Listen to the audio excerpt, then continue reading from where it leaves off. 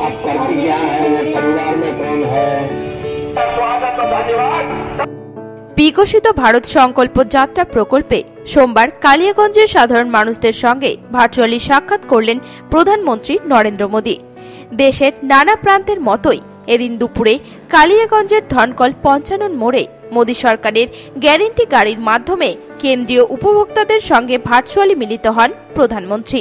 Video conferencing ব্যবস্থার মাধ্যমে এদিন প্রধানমন্ত্রী বিকশিত ভারত সংকল্পের উদ্দেশ্য ব্যাখ্যা করেন। দেশবাসীর কল্যাণে চালু করা বিভিন্ন প্রকল্প যেমন প্রধানমন্ত্রী কিষাণ সম্মান নিধি, আয়ুষ্মান ভারত, প্রধানমন্ত্রী জন ঔষধি কেন্দ্র, অটল পেনশন প্রকল্প, প্রধানমন্ত্রী স্বনিধি যোজনার কথা এদিন উল্লেখ করেন তিনি।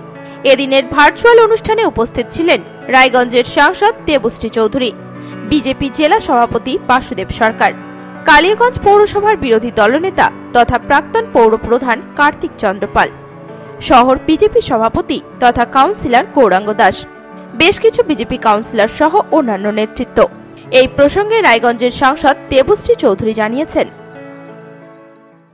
নরেন্দ্র মোদীজি বিকশিত ভারতের সংকল্প নিয়ে গত 15ই নভেম্বর ভগবান বিরসা মুন্ডার জন্মতিথিতে ঝাড়খণ্ড থেকে যে যাত্রা শুরু করেছিলেন, গোটা ভারতবর্ষের প্রতিটি প্রান্তে বিকশিত ভারতের কি লক্ষ্য আছে আর বিগত 9.5 বছরে এই সরকার কি করেছে জনগণের জন্যে, সেই বার্তা পৌঁছচ্ছে।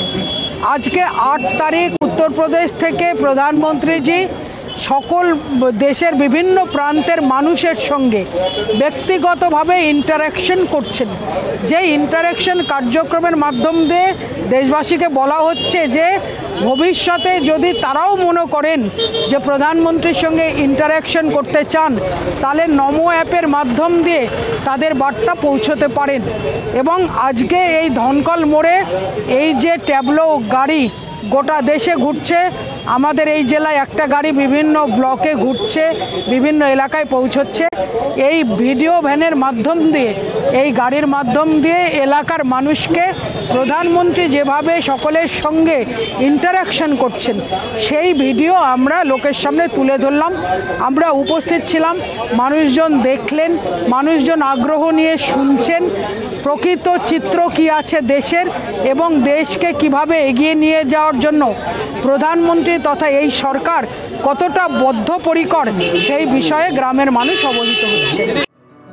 কালিয়াগঞ্জ থেকে বিশেষ প্রতিবেদন, নিউজ টুডে।